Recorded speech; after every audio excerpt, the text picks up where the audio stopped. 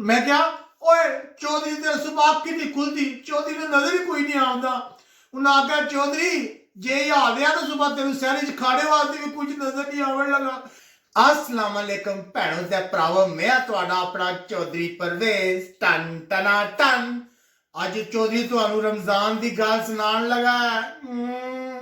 जब चौधरी छोटा होंदा सी ते चौधरी नू रोजे का बड़ा शौक सी। जिसले सारे खाना शुरू करते सी इफ्तारी के टाइम चौधरी सारे तो अग्गे आ जाता सी। घर वाले कहते सी चौधरी नू पहले चीज़ां लैदा रख दो, इन्हें तो सानू भी कोई नहीं खान देना, ना ये रोजा रखता सारा कुछ जड़प कर जाता। अच्छा जी वड्डे होए ना क्या रोजा रखना, रोजे रखने शुरू कर दिते। जे थोड़े अग्गे पिछे हो गए ना तो अब्बा जी तुहानू पता टन टना टन कर देते सी, फिर रोजियां की आदत पैंदी गई। अच्छा जी रोजे जद होंदे तो दिहाड़ी असां प्रोग्राम बनाना शुरू कर देना। आज चना चाट खानी है, समोसा चाट खानी है, ए खाना वो खाना। तुहानू पता है ना पाकिस्तान बल्कि सारी दुनिया च मुसलमान जेडे होंदे ना सारियां तैयारियां करते उत्थे बड़ियां तैयारियां होंदियां बाबा जी रोजे ते ए खाना वो खाना है। गर्मियां के रोजे होंदे तो फिर तो तुहानू पता पानी पीण होंदा सी, चौधरी पूरा जग ही पी जाता। घर वाले कहते वो 3 जग बनाया करो, एक तो चौधरी पी जाता।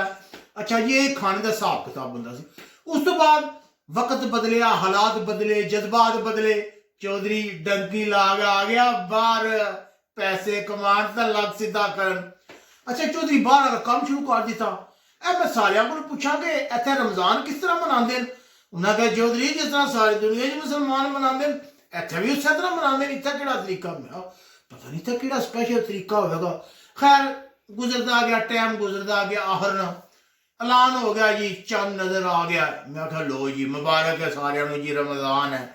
तो मैं प्लान बनाने शुरू कर दिते। मैं सारियां नू आख्या चना चाट खाऊंगा, समोसा चाट खाऊंगा। है कोई गल नहीं चौधरी जो तू खाना है बनिया बनाया लै भी बाजारू। मैं क्या वो तो बड़ा महंगा पवेगा। उन्हें आख्या फिर दूसरी सूरत तो घर बना लवांगे। मैं आख्या ठीक है तुसी बना लवे मैं खा छड़िया करा। उन्हें आख्या चौधरी ये केड़ी गल है, तू केड़ी दुनिया च रहिंदा है। ओ मैं क्या सुबह सहरी के टाइम भी मैनू उस वेले जगाना जिस वेले खाना पक्या हुआ, अफतारी के टाइम भी जिस वेले मैं आवांगा काम तो सब तैयार हुआ। उन्हें है ठीक है चौधरी जी एक काम ही ना तो फिर भाई सहरी अफतारी अपनी अपनी। मैं क्या ये चक्कर है। उन्हें आख्या तू प्रदेश पहली बार है असं तेन दस दिया इतने के तरीका कार है। मैं चौधरी दसा।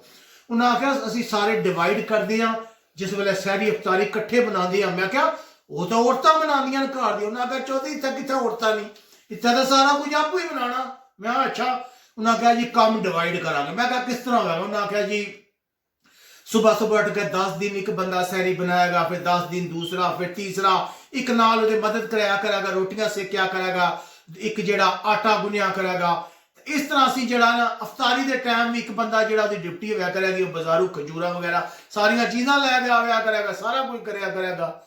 तो मैं क्या चौधरी के कराया करेगा। उन्हें कहा चौधरी तेरे जी मैं सौखी ड्यूटी लानी आसान जी, तू परेशान ना हो, तेरी पहली बार जी है सहरी अफतारी। मैं ठीक है।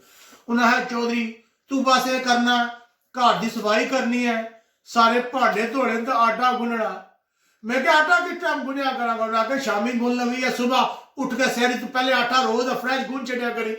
मैं क्या ओए चौधरी तेरे सुबह की नहीं खुलती, चौधरी ने नजर ही कोई नहीं आता।